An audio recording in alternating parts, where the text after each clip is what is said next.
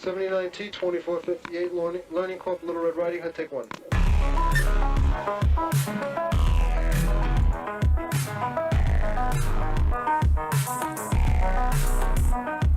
40 years of my life is in the wire that's gone. Does that make sense? Where they say there are Indian people pooping on our beach.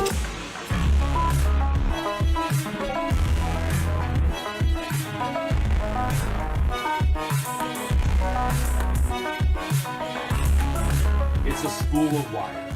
40 years of my life is in the wire that's gone. Morning, fellas. So good to see you. What is this? The reddest of mornings? Tell me about it. Coffee steeping. I need another second or two. I have a good idea. We're gonna have fun this morning. I mean, I'm gonna have fun. You're not. You're gonna sit here and listen to me ramble. but there's gonna be a point. There's gonna be a point. First off, shout out to The Dog Walker. God knows, the best literary fiction written for men in the last 30 years. What are you talking about? Delicious Tacos had a good book. That is true. His isn't... Well, I guess... Okay, so his is the exception.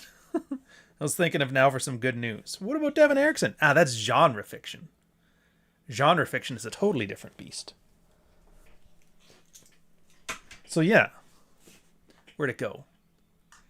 Come on, I gotta sell some books. Where's the goddamn click? There she is. Oh, it's not clicking. Yeah, just play the damn ad. Interesting.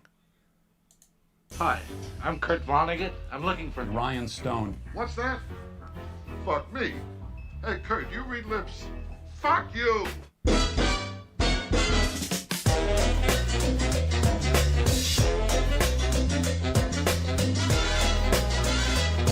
There we go. We got it going.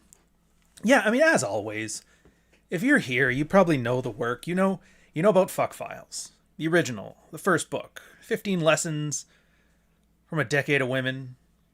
It was fun. It was Jordan Peterson, but better, because it actually applied to anything. And nobody did benzos, or benzies, or whatever you initialize them as. Then there was Frame. Frame, again, out of all the red-pilled concepts, it seems to be the most popular one. And it's the idea of, like, achieving self-actualization, but it's not some guru telling you what to do. It's a system guys use to figure it out for themselves. So, then you got Dread. You know, how to thrive when you're in a dead or dying bedroom in a marriage, and where just leaving isn't the easiest option. And those are great works. I even got Praxeology Volume 3 field reports, so you can kind of follow along and see the applied version of all this red-pilled stuff that you've been reading and writing about. And that's it. That's anything there is to do with Red Pill. So, hence The Dog Walker. I don't know, I like an idea of fiction. How about some guy who's a promise keeper? How about a promise keeper? Plows around with women, but he's not like a degenerate. He's just self-sabotaging. What about the character arc of getting a guy past his self-sabotaging ways and learning to be his own mental point of origin? That was the alternate title of the book, was Mental Point of Origin, but it sounded too self-helpy. I like Dog Walker because it's a mystery. And then, of course... Oh, one sec. YouTube's telling me to do some shit. No. How about no? And then, of course, Jake Long Softbone. I am excited. I'm excited. I'm way too early to start talking about it. Hasn't even come back from Nick yet. Nick has to get it back to me. It's probably going to be in the next week. And then I got a couple weeks of final edits. A couple weeks of the desktop publishing. And then Praxeology Volume 4 is coming out anyway, so it's probably going to be delayed a little more. So you're going to get more field reports, like a companion piece. I'm almost thinking like an annual case study. Oh yeah, this one's going to be called the case studies. So field reports and case studies. Case studies is more longitudinal. At least I think that is. I could change. Name is subject to change. Anyway, hold on a second here. We got a Murphy. So the memes, they're very good. This is really, they've taken it. True Alpha. Named Ryan Stone. It says, ask Murphy about the article he wrote, cuckolding his wife. Clear up the cuck article. Clear up the cuck article. Why are you doing this to me? Why are you doing this to me? Why are you doing this to me? If I wasn't prepared to literally impoverish his entire bloodline. I am now concerned for my career. And I still recommend clear up the cock article. You know what? Fuck you for bringing this up. Yeah. Fuck you. Heartfelt. I'm not gonna have those guys back on my channel again. Absolutely not. Just use a little bit of fucking common sense. It is just. That's great. That's you should. Fuck you. Sorry, apologies. Just keep going, dude. One foot in front of the other. Before you know it, this will all be in the rearview mirror. Fuck you. Andrew Tate's Romanian passport with the $5 super chat. Heartfelt, indeed. Finished the dog walker. Loved the submarine metaphor towards the end. Good work, sir. Oh, thank you very much. Wait a minute. Dude, did I forget my own goddamn book? I'm like, what submarine metaphor did I have? Ah, whatever. It was still, it's good. I know what it is, and at the time I knew what I was doing.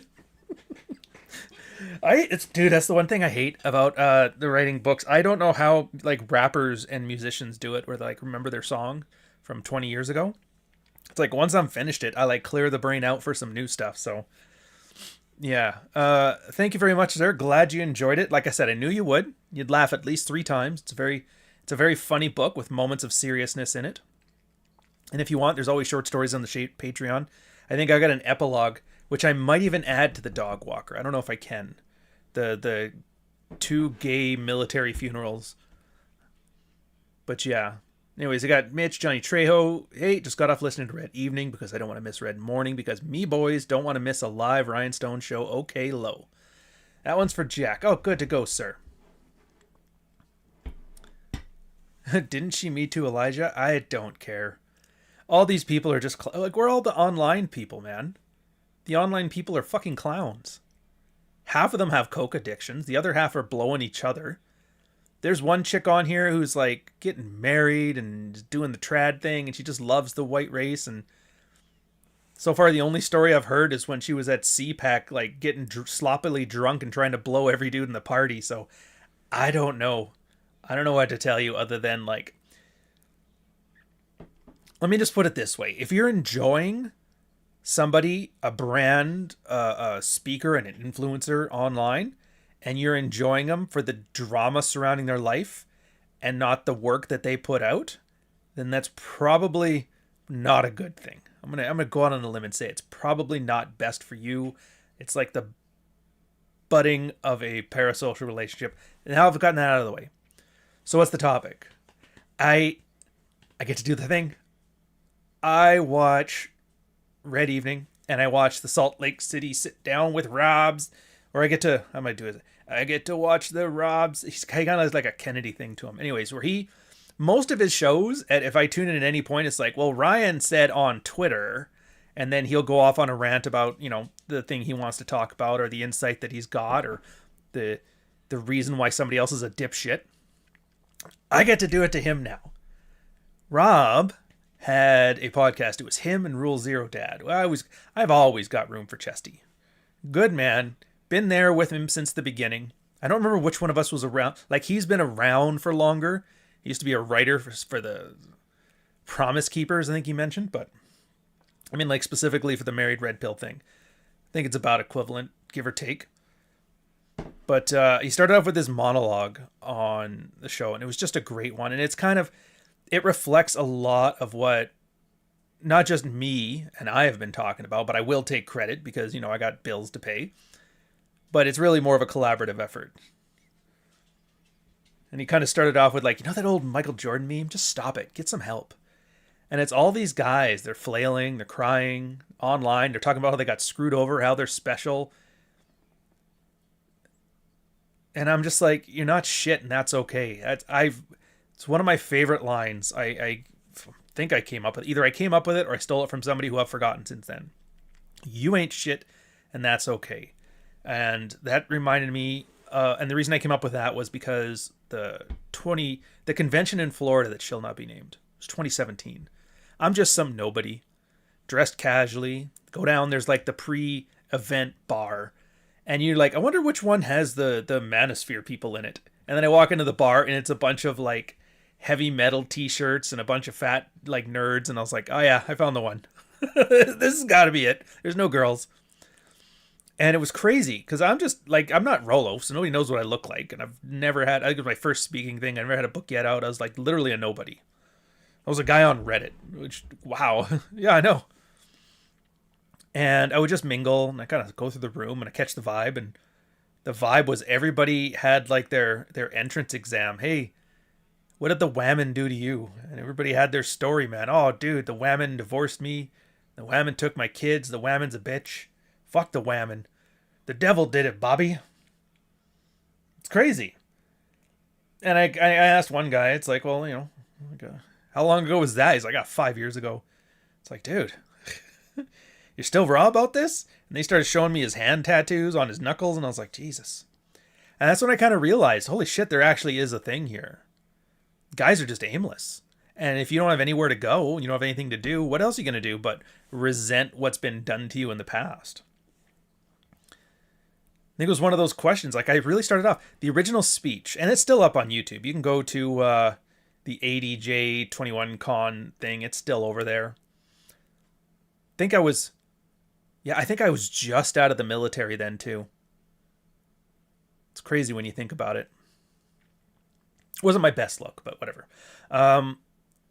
It was talking about dread for the most part. For the most part, I just went through the process of dread, and I slipped in a very important thing there because I noticed everybody was talking about rituals of man, rites of passage, and all that dumb shit.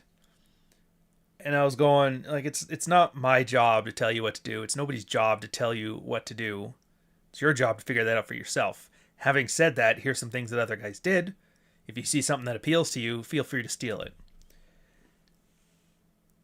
And I was like, there's no rite of passage. You just do your thing, and get what you get, you know, eat what you kill. And then the first question. Well, what should I do as my rite of passage? And I was like, I don't know, fucking eat a deer heart. Like, what do you want from me? And I don't think he was expecting that answer. It wasn't a good one, but it got the ball rolling. And I remember I kind of ended up talking with a lot of people, speakers and attendees. God, I just realized 2017 was like 6 years ago. Fuck me. Time flies, man. And it got the ball rolling to where guys were like realizing, oh, I can just do things. Like, yeah, you can just do things. Well, what if I don't like the things? You stop doing them. What if they ruin my life? Well, here's all the things that guys did to ruin their life. Is yours on that list? No? All right, well, you're probably safe. 8 years ago? Jeez, I can't even count. I haven't been able to count in 6 years. It's been 5 years now.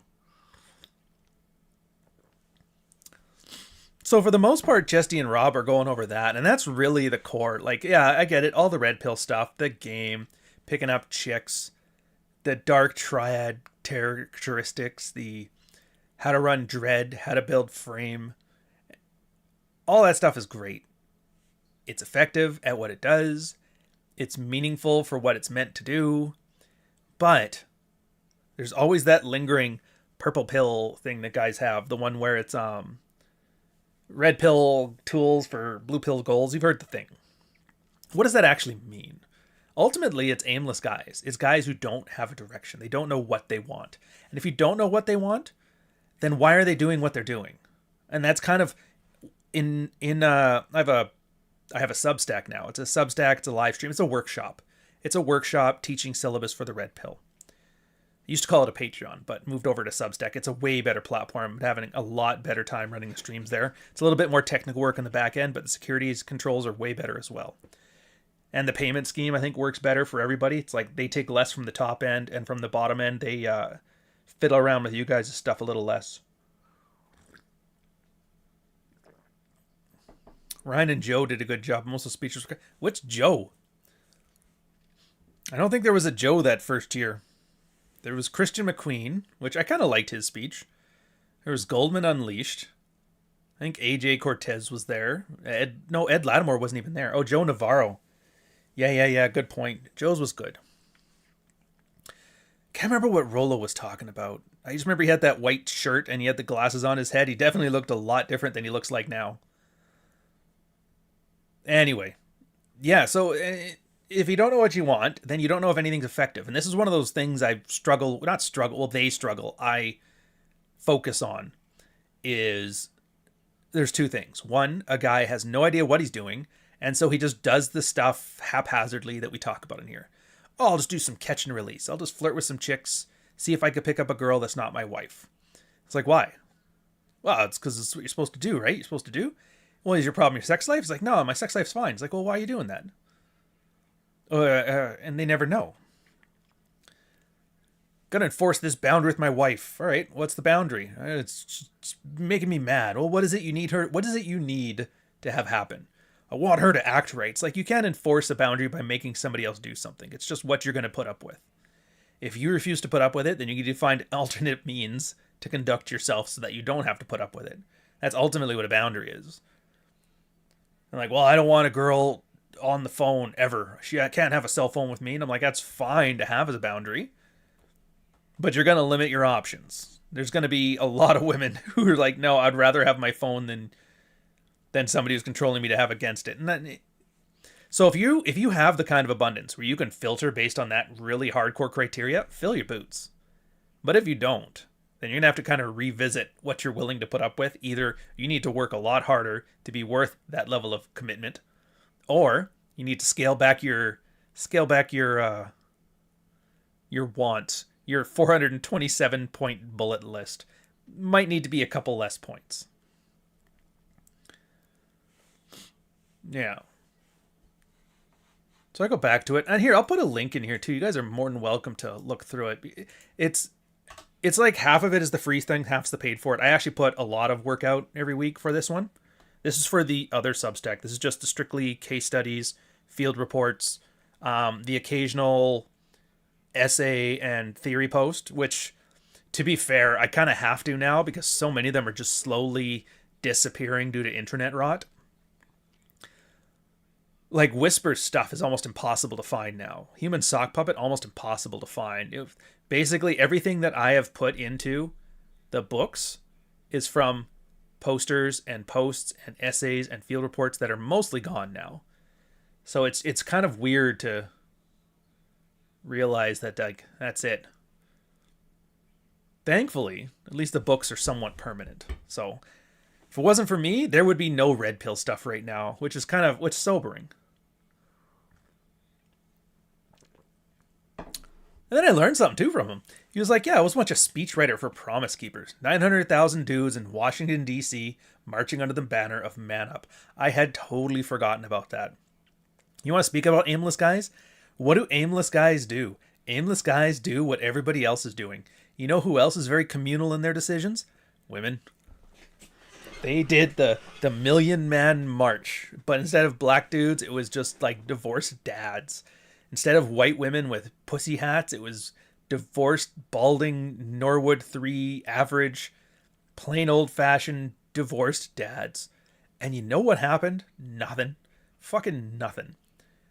I'm still amazed that there is an unending supply of dipshits out there who keep thinking, if we just get together, if we just do this and we just do that, so we can fix everything for everybody. And I don't know what to tell you. Did you know it's been tried before? Did you know it's been tried multiple times? Did you know it had zero effect? Did you know it had less than zero effect? It's like, what do you want from me? I want you to fix the West. It's like, it's not going to happen. The river is going to move, and it doesn't matter how big your bucket is. Doesn't matter how many friends you have helping you scoop water. That river is going to go where it goes, and there's nothing you can do about it. Nothing we can do about it. Yeah, I remember that guy in your comment section a while back. We need a group. It wasn't just him. He is one of hundreds.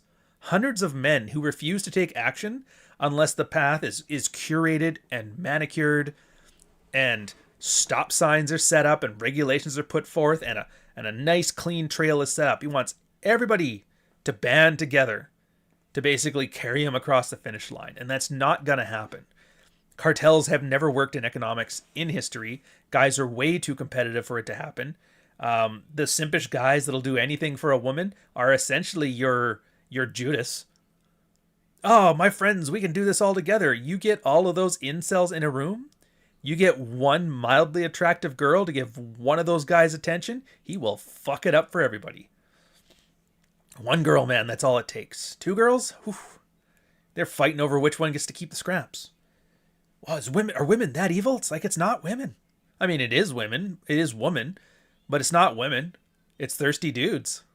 How are you going to defend against thirsty dudes in a space where you're dealing with guys who have like a dysfunction or inadequacy in their life that comes with the territory? I don't get it. I'm trying to convert ex-cons and make them reformed. Why is there so many prisoners here? Why is everybody shivving each other? It comes with the territory, man. And again, well, you shouldn't hold women accountable. To what? What am I going to hold women accountable to? What are they going to be accountable for? Well, they're doing the things I don't like. Well, last I checked, the Bible wasn't you. The Bible was Jesus. There's no don't treat Jimmy bad enshrined in law. And even if there were, nobody would enforce it. Nobody enforced it. Oh, yeah. I love going through. This is like a really fun. It was like a really fun one. If you guys haven't watched it, I really suggest watching it. If somebody can put up a link. The only thing you can expect of a simp is to simp and screw every guy, including himself, over. Yeah, I've ended fuck files literally on that. Thirst is the worst. It was my Dr. Seuss manual. Thirst is the worst. Thirst on a train. Thirst on a bus. Thirst in the rain. Thirst with a cuss. No, sir, I do not like when you simp for your woman. It wasn't actually a poem, but you get the point.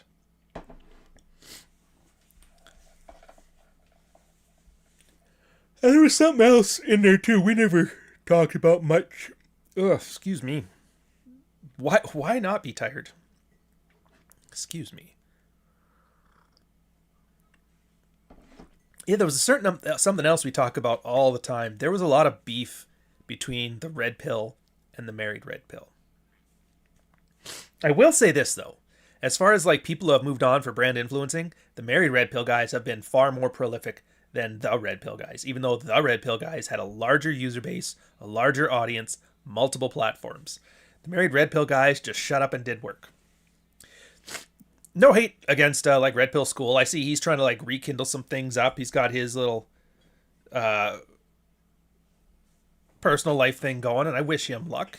He was one of the few guys I found somewhat tolerable. He, Whisper, Human Sock Pup was okay. Maddie Anon, guys you've never heard of, but whatever. But the one beef, other than who was better at red pilling than the other guy, was always about red pilled on hard mode. And the argument was always, married guys are red pill on hard mode because you can't just leave. And then the single red pill guys were, well, red pill, we didn't get married, so we're the smarter ones, and you guys just fucked up. It doesn't really matter. And then, Chesty, he brought up with Rob the point, you ever tried gaming the same woman for a decade? He's like, that's marriage. That's the real test. She sees everything. She knows you panic when you have bad Indian food. She knows what buttons to press when she wants to piss you off. And this is why I would argue it's not so much red pill on hard mode. I would argue it's just the first time you've had frame tested. Because if you're with some just chick, who cares?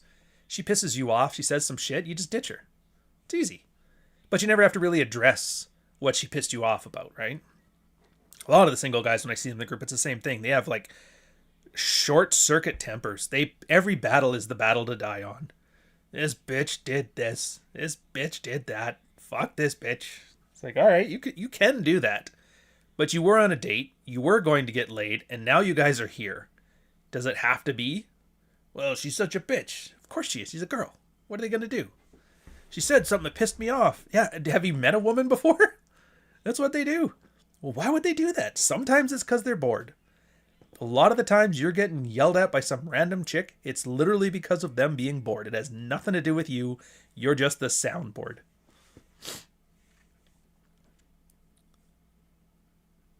How did he word it?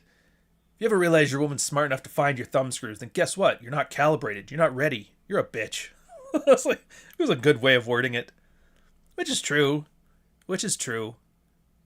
It's people, a lot of guys realize, like, they think they're asserting dominance when they get angry. And it's like, no, man, you're just showing your hand.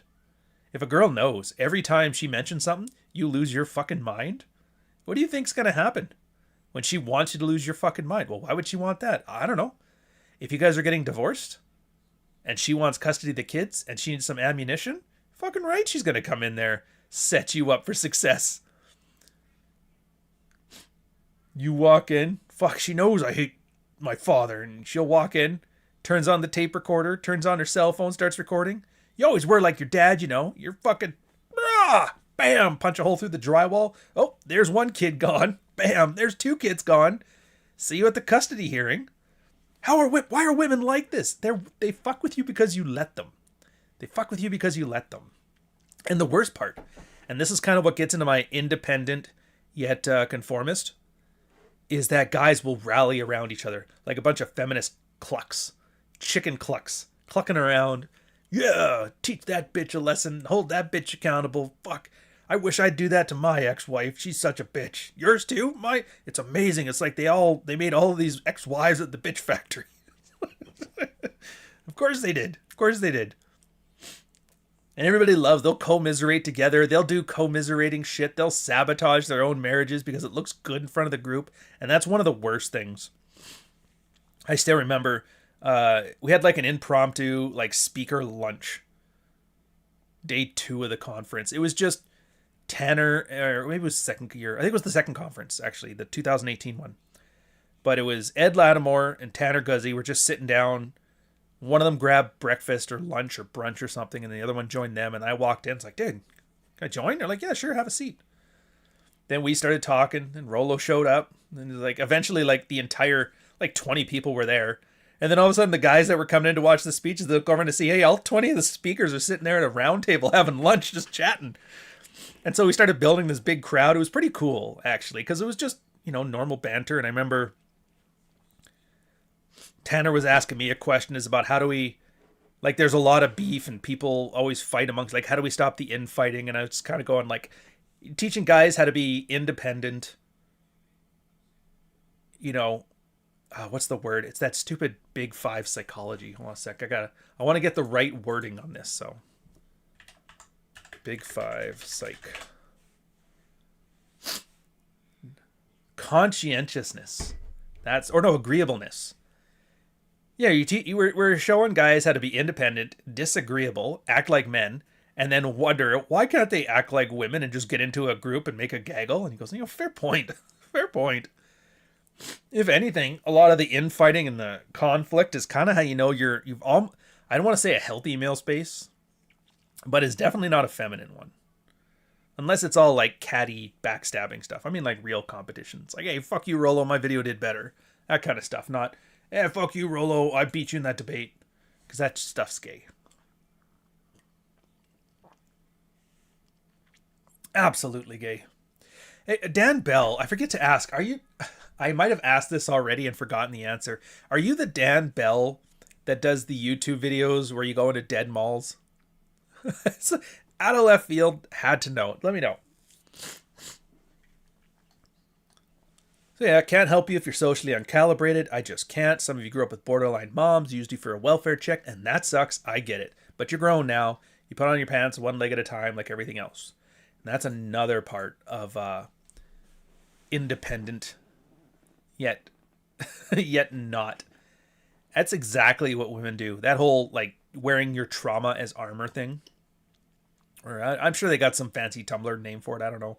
All I know is that you play that card. It's like, oh, I was raped in high school. You're talking to a guy. Things are getting heavy. You tell him no. What's the matter, babe? I was raped in high school. And then the guy, now he's instantly in that spot where he has to respect your boundaries, which I'm not saying don't. But what I'm saying is it's kind of odd how this girl, every time she wants to get her way, will bring up that trump card. By the way, high school rape. You're like, fuck. Fine. We'll grab Ty to this lunch. I really wanted a burrito, though. Honey, high school. Fine. And of course, and why wouldn't they do it? It works. It works. To be fair with me, that's one of my biggest red flags when I was single. Dating a girl. She started bringing up trauma as a way to, like, control the situation. And it wasn't even that, like, I don't trust her. I know she's lying to me. It's like, I don't know. Sure, I'm sure it happened. I'm sure it was just as bad as she said, and it sounds like she's got some shit to go through. I wish you luck, madam. It's like, this is not my problem. Well, why are you treating them like they're broken and irredeemable? I mean, I suppose I am. Never really thought of it that way. It's interesting how that's your go-to answer. For me, it was just, do I want this? And it was like, nope. I do not want to deal with some chick who cries after sex. God, I've never had the Japan fetish that a lot of guys did, so that just does not appeal to me at all. Like, at all. Yeah. Oh, yeah. And then we end up with the dopamine stuff. I love the dopamine stuff pays the bills. Or at least it funnels you to the place where I pay the bills. So I'm not hating on it as much as Chesty did, but he's right. Now everybody's chasing that dopamine hit online. Oh, wow, someone held that bitch accountable. Yeah, sure, please. Nobody holds anybody accountable anymore. And that's true in anything, especially not women. You gonna shame her? Can't even slow her down. She's sleeping with 4 guys a day. You could live stream it on Times Square, and a 5th guy would still line up. Like, who even is being held accountable today? Judges are in the States are doing some random shit. They're shutting down the president. The president just doing whatever the fuck he wants to. He's hired Elon Musk. He did whatever the fuck he wants to. Companies are just actively scamming people. India is fine-tuning the new generation of AI scams, making new accounts with hot blondes. There was one today talking about how great Scandinavia was with a picture of a German woman and then the Swiss Alps. And I was like, what the fuck? Brown Hands typed this tweet. Who's being held accountable for anything? Do you know how much tax evasion there's going on right now in Canada? Banks laundering money on a global scale. We are like our economy is essentially a housing bubble and a money laundering operation and an immigrant migration jobs program. I never thought I would see it. We have like 80% of the world's natural resources and we just squander all of it. So who's going to be held accountable? Oh, that chick, she slept on that guy that I didn't like. Oh, hold that bitch accountable. Just like there's nothing you can do. The Hawk Tuah girl. She was talking about blowing dudes. Never actually blew a dude. Got famous. Hawked a meme coin. Rug pulled everybody. What happened to her? Nothing. Nothing happened to her. She's still out there showing off her tits. She's not even the greatest girl. I think she's fine. Nothing wrong with her. Just hold them accountable. I think that's the stupidest thing ever. I'm not surprised that Fresh and Fit does it, to be fair. Oh, this is going to sound... You know what? Fuck it. I'm just going to say it. The Black Manosphere, their incels are so much worse than like white Manosphere incels. They're not as bad as Indian incels. I'll give them that. The Southeast Asian, like Asian masculinity incels, they're just fucking horrific. But the African American ones, I don't know what it is about their simpish ones, is just they love to yell and squawk and stomp their feet. The white ones more so just like inundate you with charts about fruit flies and shit. And I'm not a fan of that. You know me, I hate charts, I hate statistics. But statistics are our way of analyzing the world. It's like, no. You might be right. If the person doing the research did it properly, which they don't. If they collected the data properly, which they don't. If they formalized their statistic in a proper manner, which they didn't. If they present it in a way that's not p-hacking or any of the other ways of hiding things inside of data to make things look the way you want to, or have unconscious biases, which they always have, and if the person that takes that chart understands what it's about, which they don't, and they present it to you to make their point, which they always do, in a way that makes sense and actually adheres to what the chart is trying to symbolize, which it never does, then yeah, charts are great. Statistics are awesome. Research is wonderful. Did you know the replication crisis? It's like 80% right now. Back in my day, it was only 50%. It was a coin toss. You would look at a report, and I got a 50-50 chance of what this research paper is saying is actually right. Which was all right, a coin flip. Now it's like 80%. You are statistically... Here, this is a pretty... You hated statistics. Shut up. Statistically... You are better off disregarding anything you see out of a scientific research paper, a scientific communicator, anything. more often than not, what they're saying is absolute, complete, utter bullshit. And you will do better by ignoring it. Not just ignoring it, do the opposite of it. And even if you don't know, you can kind of go off of that. A lot of times I do know. Because, fuck, I remember the one, here's an example for you. Gia McCool, you know, we're mutuals. We talk every now and again. It's fine. She was talking about that study that men leave their wives more often during... if the wife gets terminally ill, the guy will leave. And it was like 4-1 guys to girls. Guys leaving girls versus girls leaving guys. I remember, and I'm not going back to it, I remember reading that study. I was like, that's curious. And it was a feminist study where they were trying to find that result. And then you read through it, you look at the charts, you look at the stats, and then you look at like, wait a minute, how do they categorize things? And it was the funniest thing. If the wife died, they classified that as the husband leaving. So for the guys who stuck with their wives until the very end, they were considered leaving. The only guys that they considered staying and loyal were the one who stuck with their wives and the wives survived. And it's funny because that completely flipped the data on its head. At that point, it was like 4-1 women would leave their guys when they become terminally ill, regardless of whether they recover or not. Guys were extremely loyal to a fault. Make that one little change, all of a sudden looks completely opposite. And now you have that issue of like the replication error. Because everybody just repeats it. And now somebody will cite it and do their own stupid Twitter poll research looking at you, date psych, you son of a bitch. And they're like, well, just like reference citing this study here, we have a feeling that men are pieces of shit. And then they do some things and they do their own little pee hacking. It's like, oh, it turns out men are 35% more of a piece of shit than women.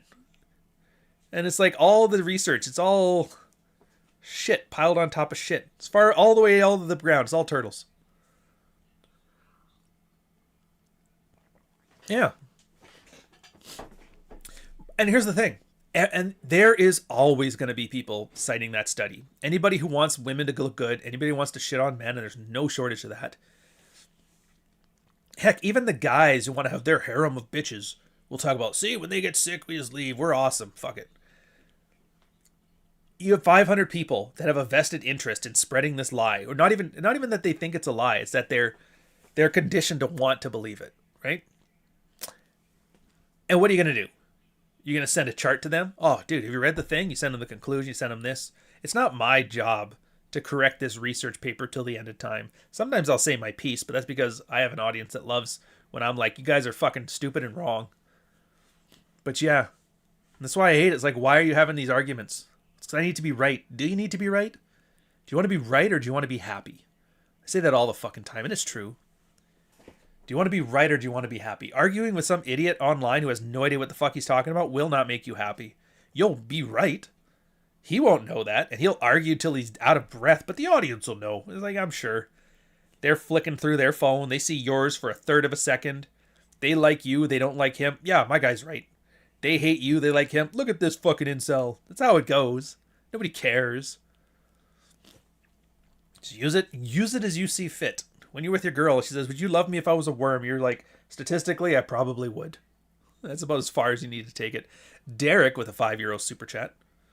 Nowadays, you have AI bots answering things without the possibility of verification. Dude, I am so annoyed with everything AI.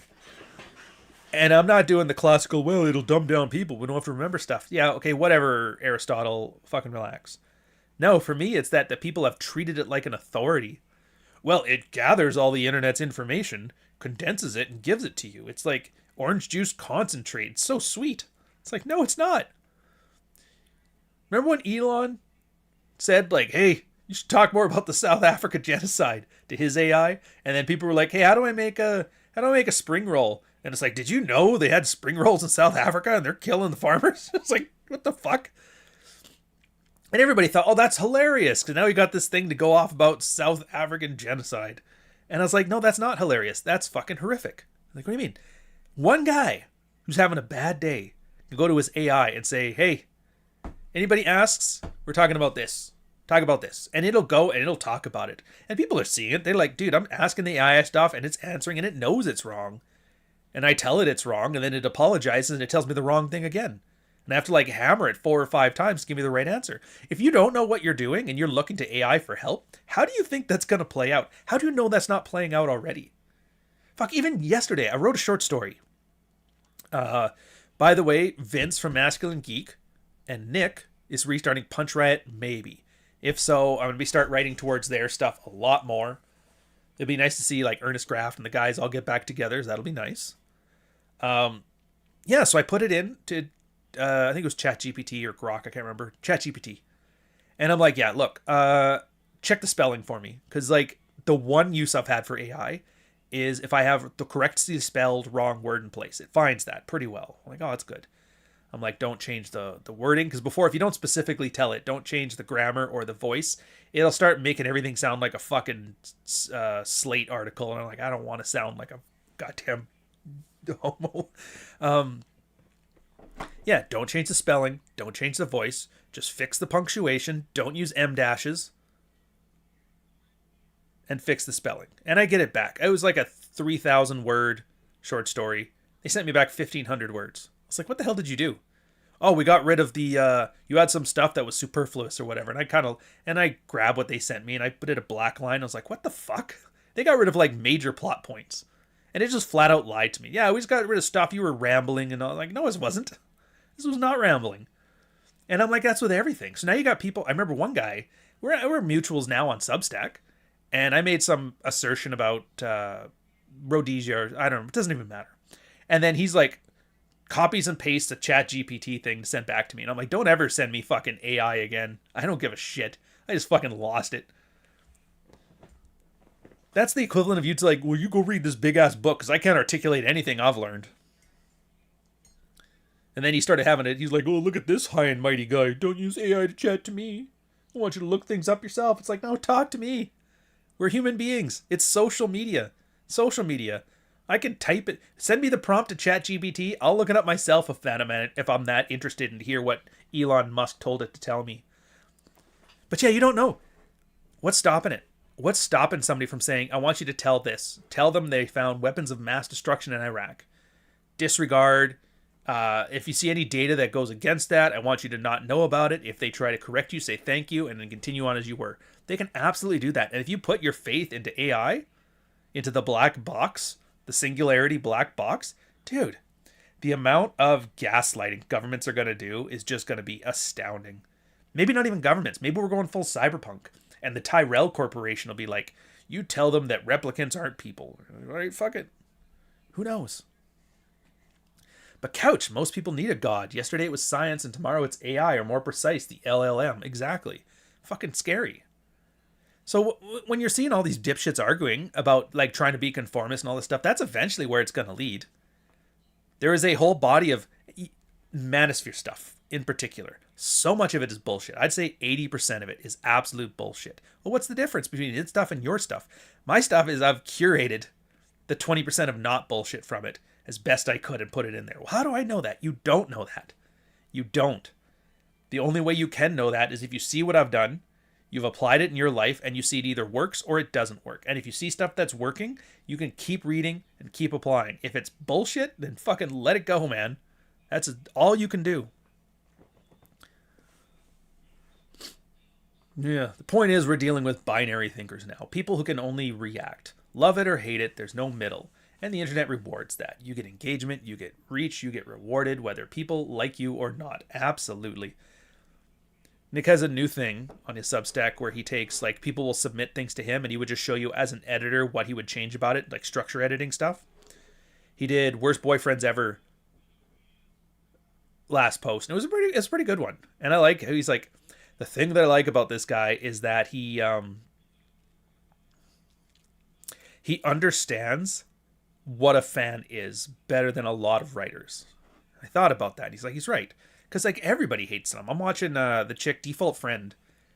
She's like, I never read any of this stuff. I just hate how much he shit talks Asian women. I was like, what the fuck? She's talking about him. Delicious Talk was talking about him. Everybody's talking about him. Everybody's happy. Everybody's hates on him. But I'm like, they're all reading his stuff. So, yeah, it's like, They're all fans. You think a fan is supposed to like you? No, a fan is supposed to want to see your work. That's it. I'm like, that's fucking clever. Turns out you don't need to be liked. Granted, motivated reasoning on my part. You mean to tell me I could be an asshole and that's good for business? Fucking sign me up. Yeah, so you're angry. Oh, you're dropping 5,000 word comments on YouTube. Cool. Just know we're reading that like too long, didn't read, aka I'm a piece of shit. Dark Knight Dev, $10 super chat. The brothers tend to preach necessity to the women, which is infuriating because they take women too seriously. We either get woman worship like Turner. How about treating women like human beings? Dude, there is an old saying, which I don't use nearly enough, and that the most misogynistic thing that those red pill dudes have done is given guys the bold idea of treating women like human beings. Holding them to their word. Treating them as equals. And I was like, it's fucking clever, man. I should steal that line and make a really good book from it. It won't be as good as The Dog Walker, but nothing will be. Which, by the way, links in the chat. Look, and I get it. A lot of you guys probably aren't readers. I'm still not a reader. You find books to be boring. It's hard to get the time. You would rather spend your time watching podcasts on YouTube, watching this. I get it. I'm there as you, same as you. Here's what I learned though. It's just that books suck. They do. Every time I tried to read something, it was something that was highly recommended or something that's super popular. And I'm like, what is this shit? I'd get like a couple pages in and I'm just done. And then people started showing me books.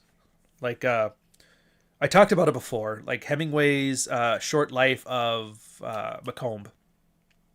I was like, I read it start to finish. I'm like, dude, this is pretty good. He sent me Defiance. I read it through start to finish. I'm like, dude, this is pretty good. And it turns out it's not that I don't like reading. It's not that I can't read. It's not that I have ADHD. It's not any of that shit. It's just I have no patience for shitty books. And it should have been intuitive, but it's not. When I watch some piece of shit slop movie like Jason Statham's The Beekeeper or any of that garbage that's coming out on like the streaming services, I just realize like I watched a couple minutes and I just check out. And I'm like, why would books be any different? So the reason I'm mentioning that is because when I wrote this one, I wrote it with that in mind. Like, I want to write a book that I would enjoy reading, knowing my inability to tolerate bullshit. And it's amazing the structural changes you can make to make that make sense. Like, for me, the big one was just, don't get too descriptive. Unless it's important. I'm like, what do the girls look like? I'll maybe give you a detail, like, it's got her hair's up in a bun. This one's got amazing tits. This one's a stripper. But I'm not like, oh, her legs were like this. Her knees were like this. You know why? Because what the fuck am I going to tell you that your imagination can't come up with is any better? Does it matter in the story if this one girl is a blonde or Asian or a brunette? Not really. If it is, I'll mention it. And if not, and I realize, just take out the things that don't matter.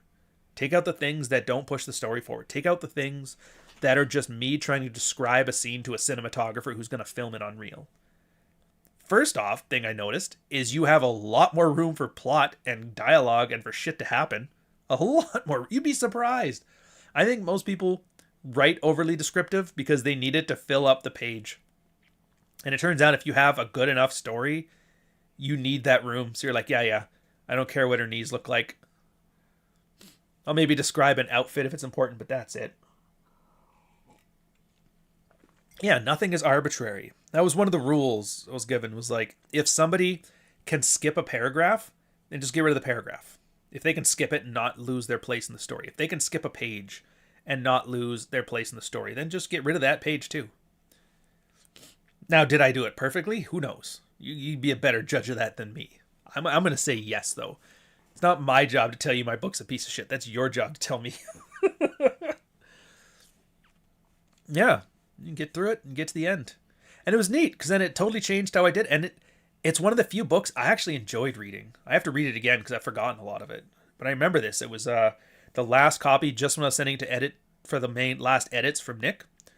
I was just in bed, and I couldn't sleep. And I just started reading. And I was like, I don't like this, I don't like this. And then I got to mine, like, whatever, fine, I'll just read through mine. And I'm like, dude, this is actually interesting.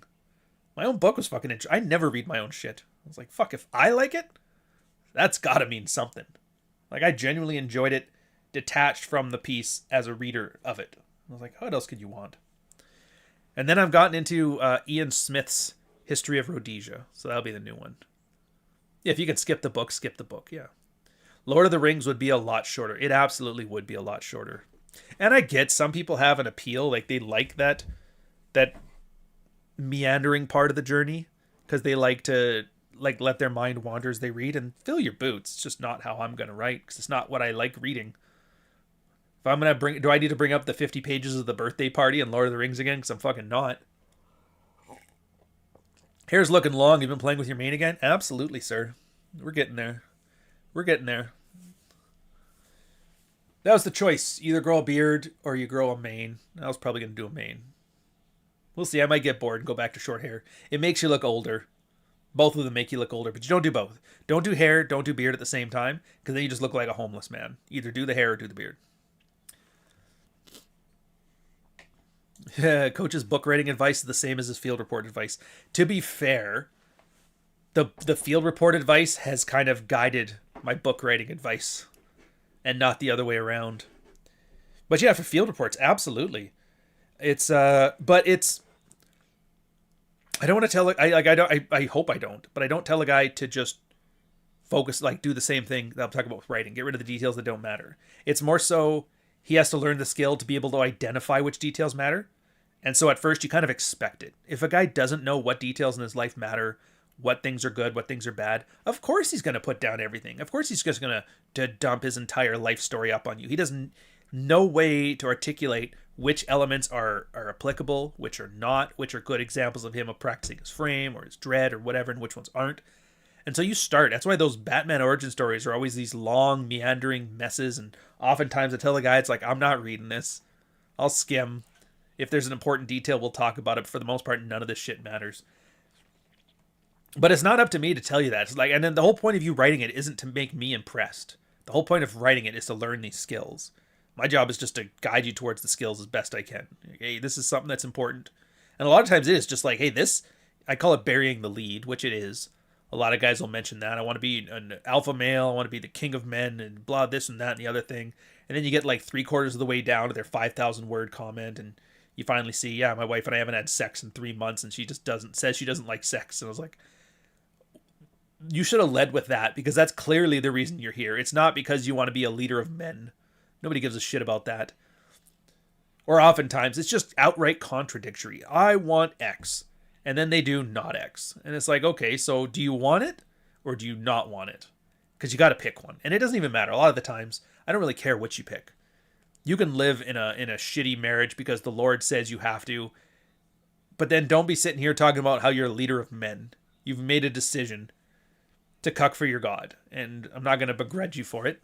But you got to be honest with yourself. And I think that's the big issue. A lot of the religious guys specifically can't be honest with themselves, but I don't want to make it out to be like the atheists. No, everybody lies to themselves. The evangelical, Catholic, and Christian types, they just tend to be more consistent with it, you know? The secular types more so lie to themselves when it makes them feel bad. Real talk, Batman and many legacy characters have been ruined by too many writers and editors. Look at Tom King. I disagree, but that's, I mean, even if you've been watching Orion, you kind of know that already. Like I just did a video on Highlander 2, and I did one on Star Chaser, and I'm going to be doing Aliens. I like when somebody takes a story and just fucking goes. Like Alien and Aliens 3. Are all technically the same story. That was the best part about the Alien franchises. Everybody took the same story and put it in a different genre. First one, sci-fi horror. Second one, sci-fi action. Third one, like a melodrama character study. They're completely different movies, but it was the same movie. Highlander 2, same thing. Highlander, yeah, I mean, it's loosely Highlander stuff, but they changed everything. They're aliens. No, they're time travelers. No, they're just immortals. So which one is it? Fuck it. Try it all. See what happens. I honestly think that one of the worst things to happen was the Avengers making a lot of money. Because now everybody thinks there needs to be a consistent cinematic universe for everything out there, which I think is ridiculous. It's like, why would you hamstring yourself unnecessarily? No, well, they did it this way, we got to do it this way. It's not, fuck that. You know what you get at that point? And the only one it appeals to are like hyper autists.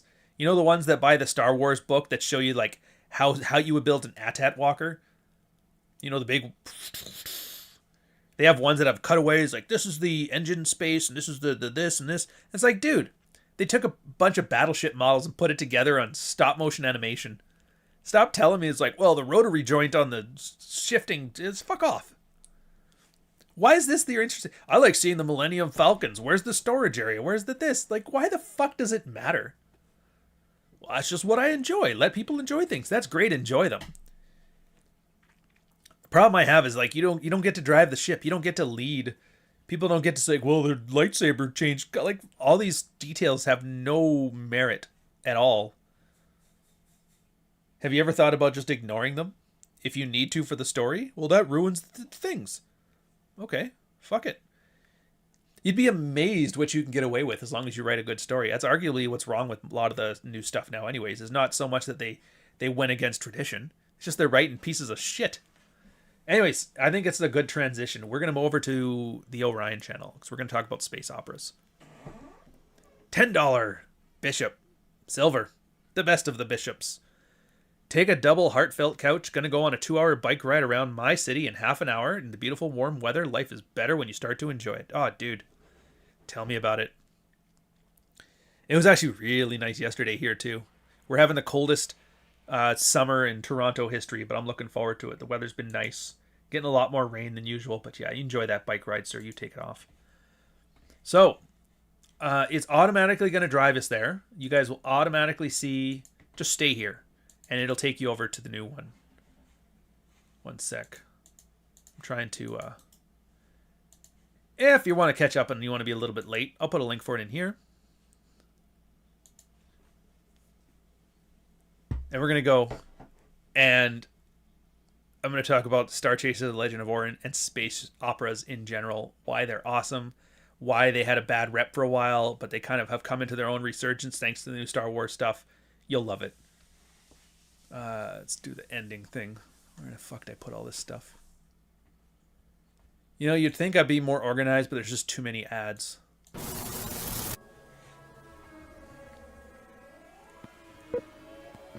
$79T 2458 Learning Corp Little Red Riding Hood. Take 1.